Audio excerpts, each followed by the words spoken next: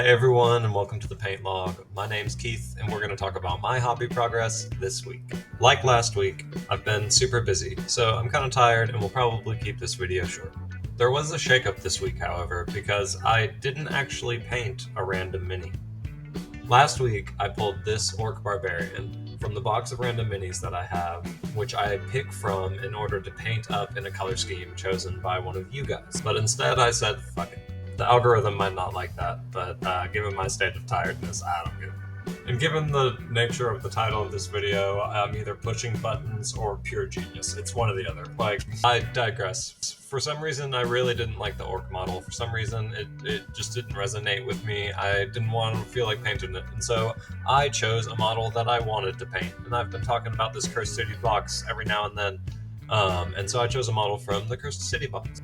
And while I didn't choose a random mini, I did choose a random color scheme. So don't worry, please still leave your comments down below with new color schemes. I will still do that every week, but every so often I'm going to take a week maybe just to pick something I want to paint instead.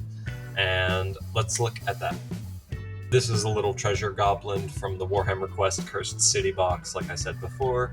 The color scheme was chosen by Kelly Russell 675 with a color scheme of brown, definitely orange, 100% orange, and red. And as you can see, I definitely used that exact color scheme. Painted this little fella has kind of been on my mind since I got the Cursed City box, and so I decided, hey, it's a random mini to you guys. I'll paint it up in a random color scheme, and I will get a little bit of satisfaction from it too. Not that I don't get satisfaction from the random minis, but I've just wanted to paint him up. And you can't fool me. I know where your eyes immediately went on that back shot. Me too, buddy. I'm 100%. And if you liked that, you're definitely going to like what I have in store for you next. I've been steadily collecting Warhammer Underworld's warbands, just sets of like 5 collective miniatures and whatnot. And it's part of a game system that I don't have the rules to play. I don't have the dice or anything. And this past weekend, a copy of the Beastgrave set came up in a local trade Discord that I'm in. And I was able to snag that for a really good deal. Here she is. Here's the copy of Beastgrave. This is going to turn into an unboxing video now, but basically it's a game system that comes with the tokens you need to play, which of course I could make myself, but also the rules, various cards and stuff. It also comes with 2 sets of miniatures, and if you look, some of those sprues have been cut out because I kind of got the itch. Not the bad kind of itch. I got the Ungor itch, which really does kind of sound like the bad type of itch, but I really like the Beastman. Look, I carry him with me now. I've watched YouTube channels myself that are like, yeah, sometimes I finish a model and I'm just like, oh, I'm so proud of it. I carry it everywhere. And he ain't nothing special. I ain't gonna win no awards with it, but I am so proud of this model. He's coming with me little places. Blah, blah, blah, blah. We'll just, enough of me babbling. We'll take closer looks. I don't think that I can clearly put into words how much I love this specific model. Not necessarily even just my paint job, because I know it could be 100 times better, but just the model itself. This is something that I might seek out in the future, years in the future, when I'm a paint sage, and I might seek this model out specifically to paint it again because I like it, and I would like to see it at a higher quality, because I know, even I'm so proud of it, but it's just, oh my god.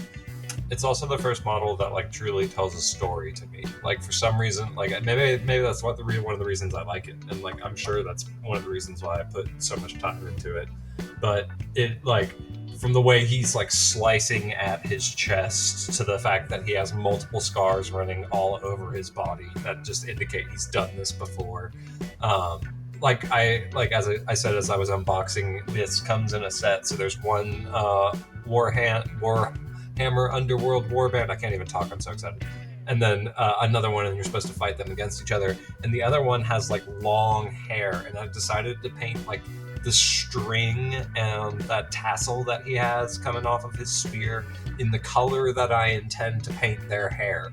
He just went and ripped some off, and he's like, I'm a beast man. I like rah rah rah. Like he just ripped out their hair, people, and then like killed them and took their bones. And he's like, oh, this will make a nice little skirt. Like I like the way that it sounds. I like metal as oh my god. You can probably tell that I really like this miniature, and I am looking forward to painting up the others in the band. Again, there's 4 or 5 more of them that I would like to paint up. One of them's already built. You can probably look forward to seeing those in the future. But I am slightly apprehensive about it because I did do a lot of mixing to get the base skin tone on this guy, and that's something that I've not really done a lot of. I did take extensive notes, like I wrote it down to make sure that I could get to it because I knew that I would have more that I would like to paint, but it is something that I am a little bit nervous about moving forward. And those are the 2 minis that I painted over this past week. I definitely needed to take a little bit of a break and paint something that I wanted to paint instead of a random mini. But speaking of random minis, don't worry, I still have the box here, and I definitely think I'm still going to pull one every week, just in case I really like it and it sparks some inspiration in me. So let's give it a shake, and let's see what the box has in store for us this week.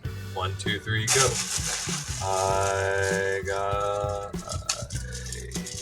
this one. I can't show you the actual miniature because it's in pieces currently. I gotta glue it together, but we pulled out this Elemental Samurai from Reaper Miniatures. Again, should be super cool. Don't know what exactly element it is or what elemental it is. It's definitely not rock and water because I saw both of those.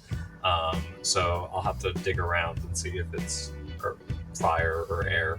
But remember, every week, at least one miniature I paint is painted in a color scheme chosen by one of you viewers. So go ahead and leave a comment down below if you have a color scheme that you think this Elemental Samurai would look cool in. If you liked the video, go ahead and give it a like. If you really liked the video and want to see more, go ahead and hit the subscribe button and hit the bell notification thing to stay notified. I release one of these videos every Thursday. I'm pretty regular, so if you like this, then you'll get one every Thursday. I want to thank you all for making it through to the end, and also for all the support you've given me over these past couple of months. This is actually the 20th episode, so happy 20th episode of the Paint Log.